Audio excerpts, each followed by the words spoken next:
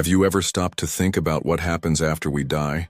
Have you ever imagined standing before Jesus and hearing him shout about an event in July that could decide the fate of the entire world?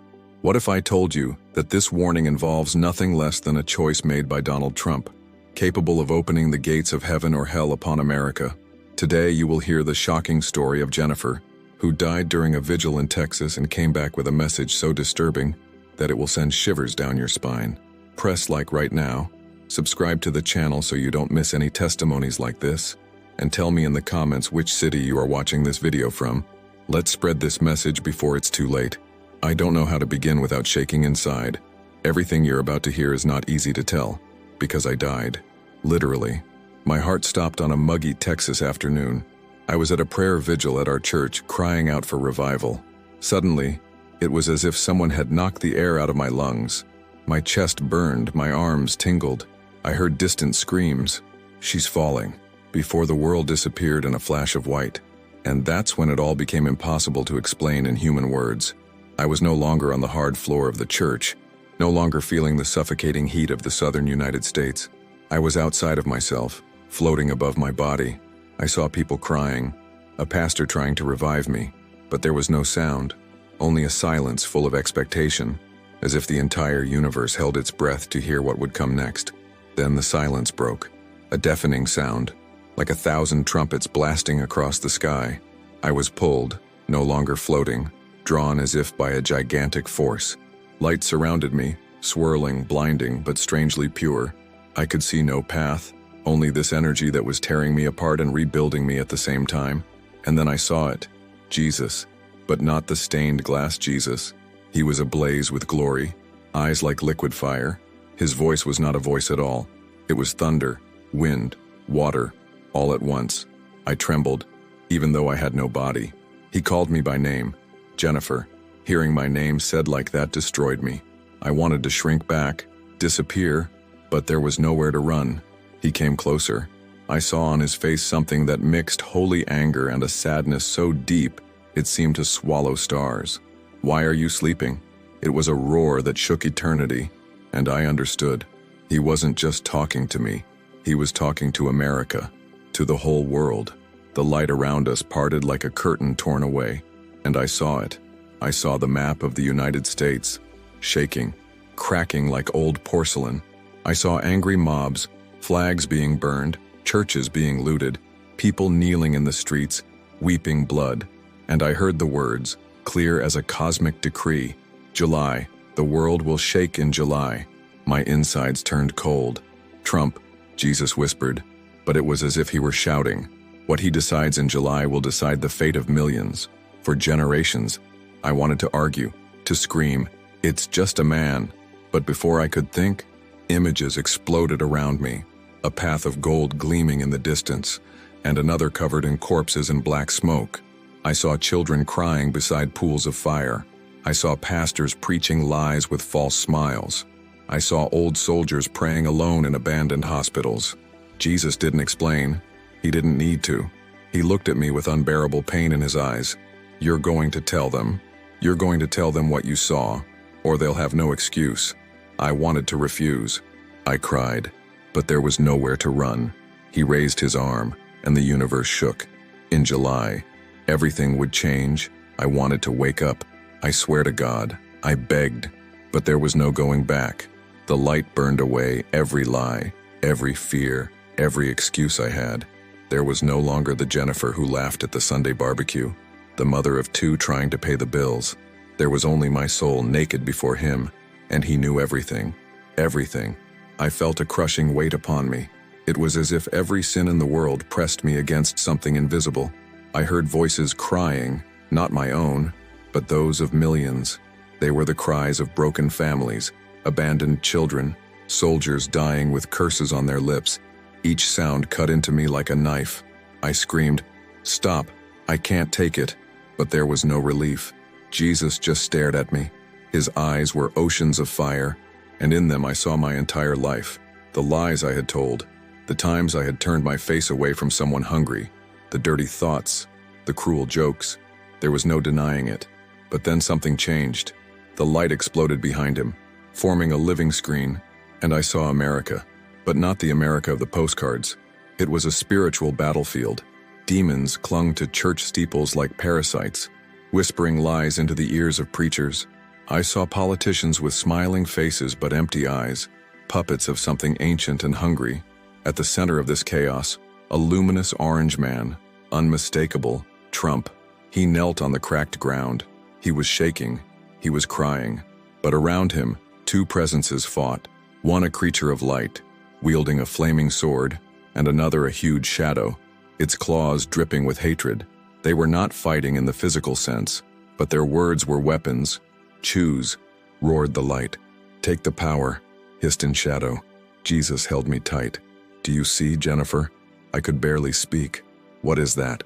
The trial, not just his, the country's. The scene changed. Crowds marched. Some held crosses high, weeping, crying for forgiveness.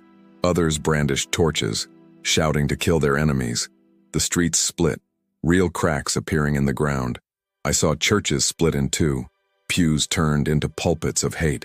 Jesus pointed to July on the calendar floating in the air, the date pulsing bright red.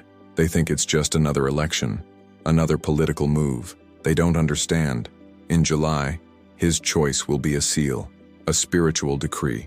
The powers of heaven and hell await his decision. I cried. I begged. Is there no other way? He turned his face away. Silence. This tore me apart more than any hell. Then he said something that echoed through infinity. They have free will, even him. My tears floated around me like broken diamonds. You're going to tell them. You're going to tell them that July is no ordinary month, that the world is going to shake, that the angels are ready and the demons are hungry. He let me go. I fell into darkness, but it wasn't death. It was the transition to something worse. I felt like the warning had just begun. When I rose from the abyss, I was on a floor that was not a floor. It was like glass suspended over a whirlpool of screaming souls. Every sound made me want to cover my ears, but I had no ears, only raw awareness. Jesus stood before me, motionless as a mountain, but his face was dark, almost too dark to look at. You'll see. No filters, no consolation. I wanted to scream no, but the scene around me distorted like a veil on fire. Suddenly I was floating over America, as if the country were a living body. Veins of light ran through the cities, but they were bursting, releasing black pus. Every city was an open wound. Jesus stretched out his arm, and two images appeared side by side in the infinite void. Left, an America rebuilt. Churches filled with believers weeping, embracing, asking for forgiveness. Powerful men kneeling in the mud, weeping with beggars. I saw hospitals filled with prayer corners, once violent neighborhoods filled with children playing with clear laughter. It was beautiful, but not without pain. There were patches, scars, ruins being cleaned up with blood and sweat. This is the path of humiliation and repentance, said Jesus. The difficult path, but it's life. On the right, a hell without flames. It didn't need fire. The people were the fire.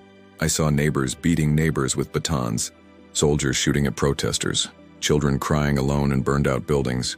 I saw government buildings emptied, with satanic graffiti on the walls.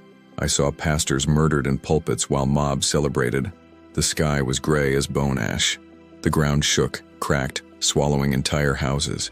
People ran, but there was nowhere to run. A rotten wind blew. I felt it, as if it entered my spiritual lungs, making me dizzy. This is the path of pride and hatred, the easy path, but it is death. I was crying, sobbing. My throat, or whatever my throat was, burned with the taste of iron. Jesus forced me to look. He held my face. His fingers were fire and honey. They won't understand, Jennifer. They'll laugh. They'll call you crazy. They'll accuse you of wanting fame. But you'll tell them anyway. I trembled. Why? Why show me this? He took a deep breath, or something like it, and the universe seemed to expand and contract with him. Because July is not just a date, it is a crossroads, a chance given by mercy. Whatever Trump decides will be like pressing a spiritual nuclear button. The boom will be heard in every nation. I have seen explosions, not nuclear, but spiritual, in capitals around the world. I have seen religious towers collapsing, synagogues and mosques burning, cathedrals cracking, but I have also seen small groups gathered in caves, praying like living flames. holding the world together with threads of faith. Jesus shouted. He didn't speak. He shouted. July will shake. The sky will shake. Hell will open. I wanted to die again. I wanted to disappear, but there was no way. All I could do was watch, and knowing that my mission was not to give easy hope, it was to warn. I thought it couldn't get any worse, that the sight of both paths was the limit of what my soul could bear. I was wrong. The light around Jesus intensified until it became a white sun, and then it shattered like glass. I was blinded. I felt my spiritual body being torn apart and put back together. When I regained some semblance of vision, I was in a place that I can only describe as heaven in a state of war. It was an endless valley. Flaming mountains rose in rows. Chains of lightning cut through the air. And in the middle, them, angels, thousands, maybe millions. But these were not the cute cherubs of the stained glass windows. They were warriors. Each wielded swords that looked as if they had been forged from lightning itself. Their wings beat with thunderous sounds that shook the ground. Their armor shone like collapsing stars. But what struck me most was not the glory. It was the expression on their faces. Determination, righteous anger, and above all, sadness. I heard their chants. They were not soft hymns. They were battle cries, invocations in ancient tongues. Each word made the air vibrate like a drum. Jesus turned me to the army. Do you think I'm joking? That it's just politics? His voice was liquid thunder. In July, the lines will be drawn, not just on earth, here too. I was shaking so much that I felt my soul wanting to escape from itself. I saw flags fluttering in the midst of the angelic army. One of them bore a map of the United States, but it was torn, stitched together with streams of light that burned the cracks. Beside it was another flag, covered in black blood, dripping endlessly. Jesus raised his arm. A deathly silence fell. Even the angels froze. He spoke, not to me, but to them. Get ready. July is the signal. A roar went through the heavenly army. Swords were raised, wings beat. Lightning gathered in a whirlwind above their heads. I turned to Jesus, sobbing. Please don't let it happen.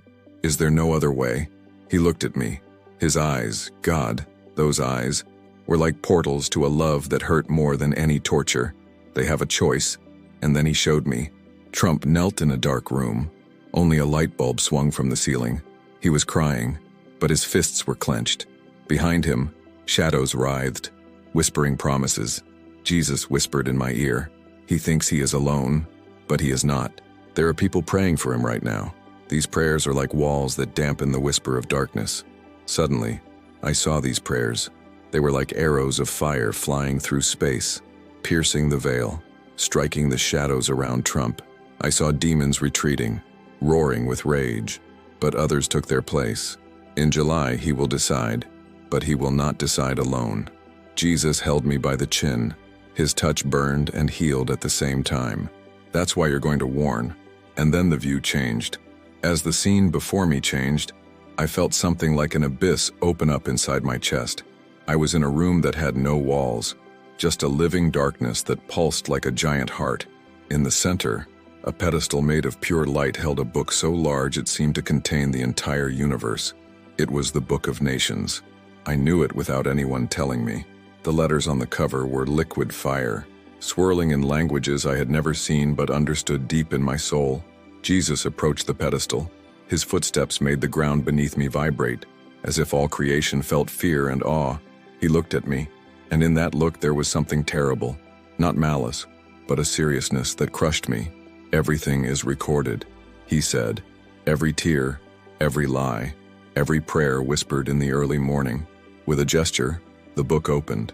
Pages flipped open on their own, each revealing visions that took my breath away.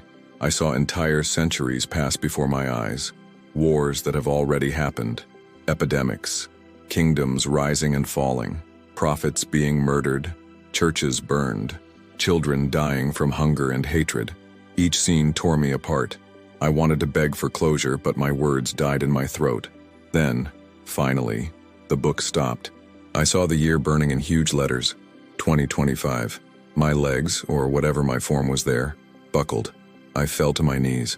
Jesus stretched out his arm over the page, and 2 lines of fire appeared. July, the choice. July, the trial. It was as if the words were alive, hissing like red-hot snakes. I saw symbols I did not understand. A cracked scale, an eagle covered in ash, a crown of thorns floating above an empty throne. They think it's just politics, he spoke, and the pain in his voice made me sob. But what happens in July will tear off the veil. It will show who really is mine and who just uses me as a flag. I saw Trump again. This time, he was standing on a platform. His face was drawn and aged. Crowds were shouting. Some were hailing him as a savior. Others were shouting hate. And behind him, I saw two spiritual doors.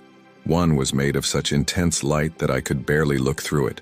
The other was pitch black, but pulsing, seductive. Jesus pointed to the doors. In July, he will choose, and when he chooses, a door will open over America. There will be no more masks. Darkness will come out of the shadows. So will light. I sobbed, my body shaking like paper in the wind. But what if he chooses wrong? I asked in a whisper. Jesus closed the book with a bang that shook everything around. The flames of the letters rose and disappeared. Then the world will know that playtime is over. The silence that followed was too heavy to bear, and it was in that silence that I realized I had to tell, even if they made fun of me, even if they hated me, because if no one knew, the blood would be on my hands. As the Book of Nations vanished like smoke, I found myself falling, not floating, falling. The sensation was so real that I felt my stomach churn, even without a physical body. The wind of the fall was a howl of voices. Thousands, millions, all pleading or cursing. I landed in an American city, but it wasn't a real city. It was every city at once. I recognized bits of New York, Dallas, Chicago, small provincial towns, all stitched together into a living nightmare. The streets looked normal at first glance, but when I looked closer, I saw spiritual corruption like black mold covering everything. People walked around with normal faces, talking, smiling, working. But behind every smile were sharp claws. Jesus stood beside me, motionless, like a judge in his courtroom. He raised his hand. Everything stopped. And then I saw what was hidden. Pastors preaching love while selling lies like merchants. Politicians shaking hands as they signed pacts with hissing shadows. Teachers teaching children to hate each other. Businessmen laughing over the blood of exhausted workers. Families sitting at the table without looking each other in the eyes. I saw the poison. It ran like a black river through the veins of the country. They think they are free, Jesus spoke, with a sadness so thick it almost drowned me. But they sell their souls for crumbs. He pointed to a tower in the middle of the city. It looked like it was made of glass and steel, shiny and powerful.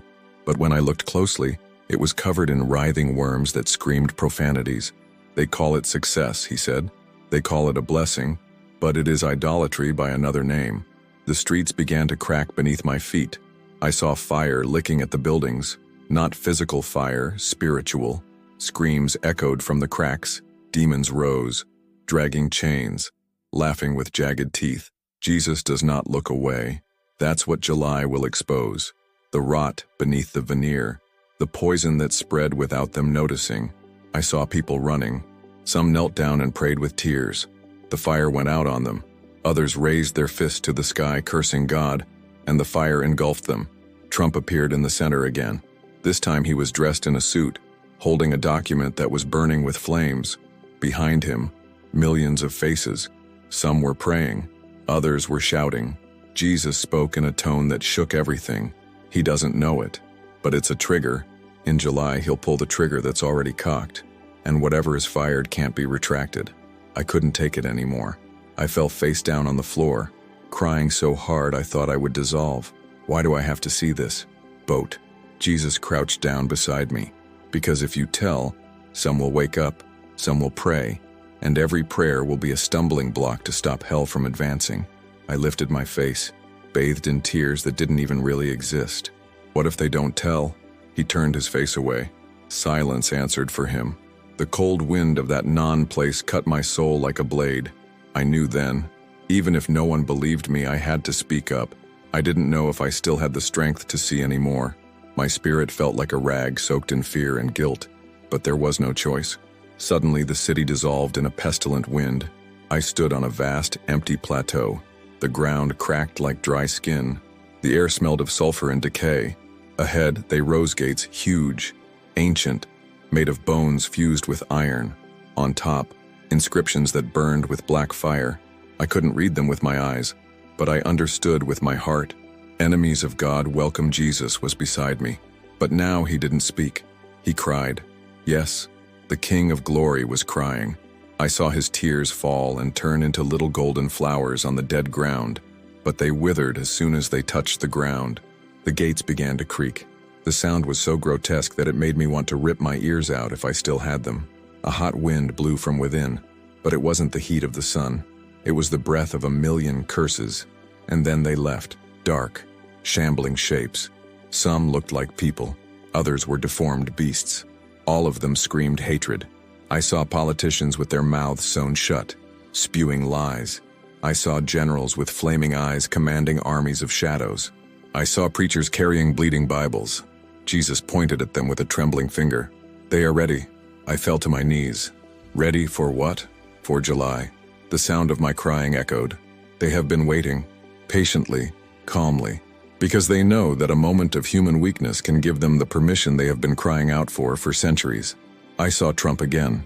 He was sitting at a table, surrounded by advisors who had shadows for faces. He was shaking.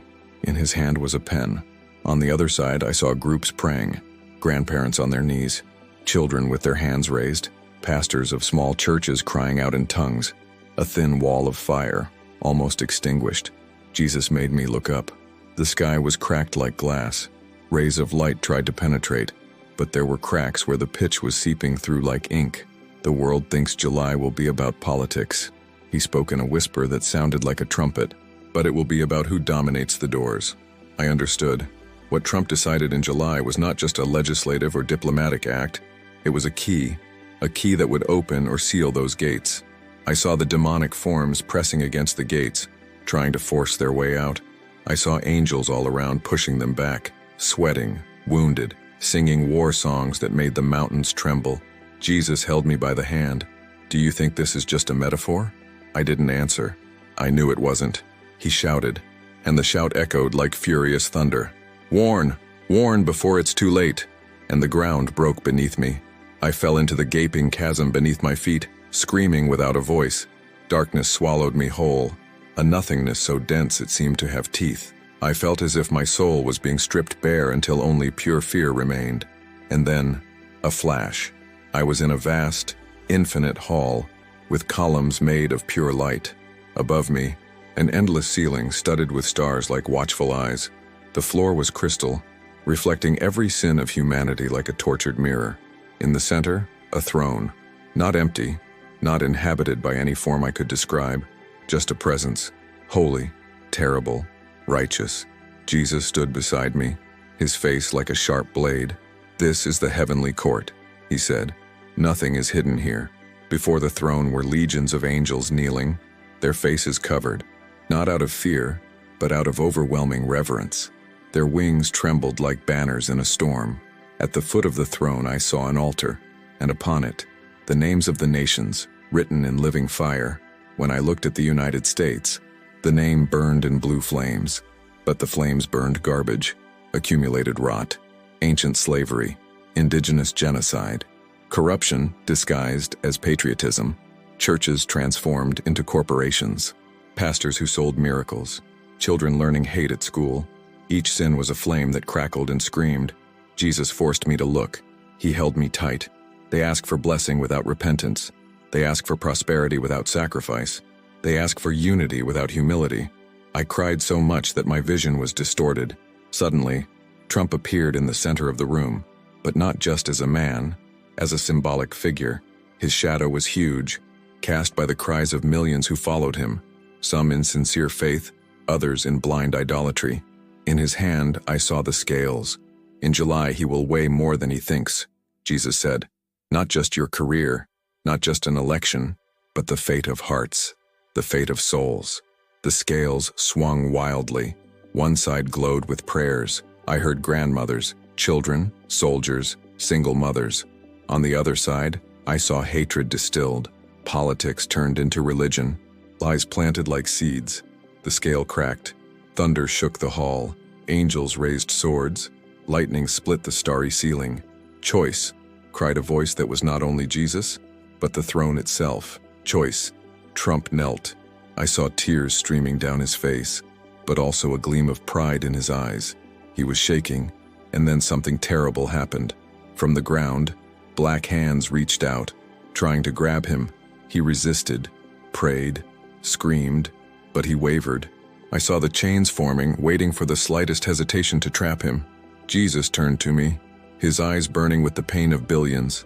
They think that everything is decided at the ballot box, but it is decided here. I understood. The whole world would watch the choice of one man, but heaven would see the judgment of a people. When the roar of the courtroom died away, I felt as if I was being sucked into a whirlpool of light and darkness mixed together. I screamed, but the sound died in my throat. Suddenly, I found myself suspended in nothingness or everything. Below me, planet Earth was spinning, but not like the blue globe in the NASA photos. It was covered in black cracks, like cracks in an eggshell about to explode. Above, a colossal clock loomed. It had no numbers, just glowing marks that burned like embers. The hands moved with a creaking sound that sounded like bones breaking. The minute hand pointed to July, and he was shaking. Jesus appeared floating beside me, terrifying in his glory. His eyes burned like suns, but in his pupils I saw scenes of repentance and destruction mingled together. "Look," he ordered. The clock approached us like a huge moon. I saw the marks on it come to life. Each mark was an important date in history. The birth of Christ, the fall of empires, world wars, 9/11, pandemics, but they were all pale in comparison. July. Above this mark, a live fire burned, consuming the metal of the watch. Jesus pointed at her with his flaming finger. July is the divider, the seal, the trigger. From inside the clock, a monstrous sound escaped. It sounded like a crowd roaring, laughing, crying, praying, all mixed together in a chaotic roar. "Why, boat? Why this month?" He took a deep breath, and the cosmos seemed to expand and shrink with it. For the time of mercy is narrow. Prayers have risen like incense for generations, but they have also risen blasphemies. Now the cup overflows. The earth beneath us shook. I saw spiritual eruptions, volcanoes of darkness exploding in cities. Winged demons flew over capital cities, spreading smoke of confusion. But elsewhere, lights appeared, small but fierce.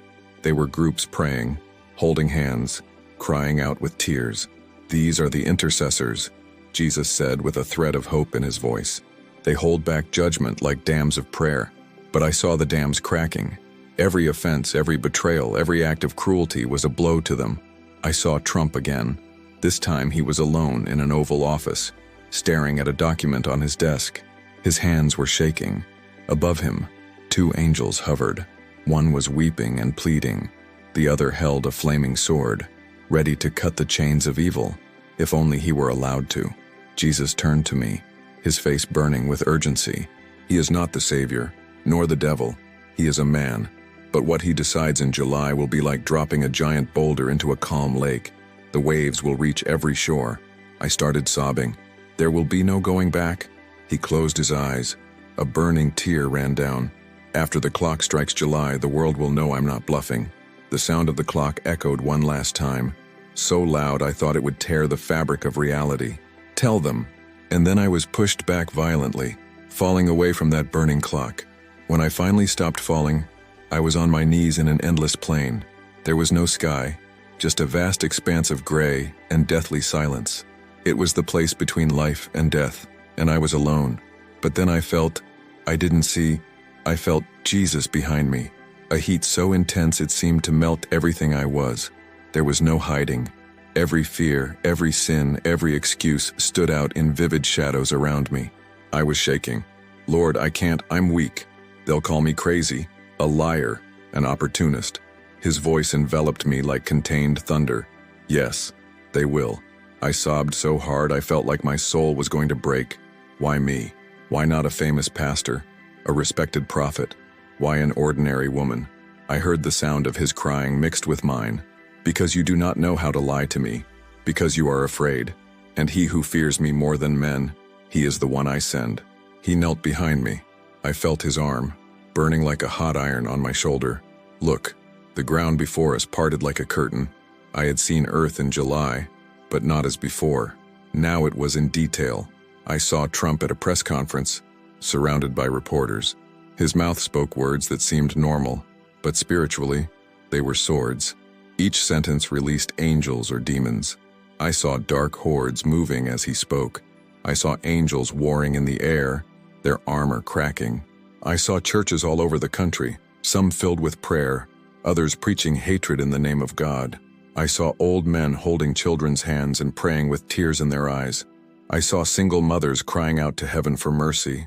I saw crowds in the streets, some kneeling in repentance, others breaking shop windows, setting everything on fire. The spiritual atmosphere was a tornado about to touch the ground. Jesus whispered in my ear, "What he chooses in July won't just decide laws or policies. It will decide which army gets freed." I was shaking so much I thought I was going to dissolve. And then, after July, silence. Finally, he spoke. "It will depend on them." He turned me to face him. His eyes were flames, but in them I saw compassion that destroyed me. "You will come back." I shook my head frantically. "No, I don't want to. I can't stand it." Or, "They will hate me. They will laugh." "Yes, so why?" He rested his forehead against mine. "Because some will listen, and one repentant person is worth more than 1,000 scoffers." The ground shook. The sky tore. I heard trumpets. "Go, Jennifer, and warn. Warn before it's too late. July is the time." I was pulled back violently, screaming, swallowed by a flash of light. I felt my spirit tearing back into my body. The last thing I heard before opening my eyes in this world, a voice from him, finding my heart.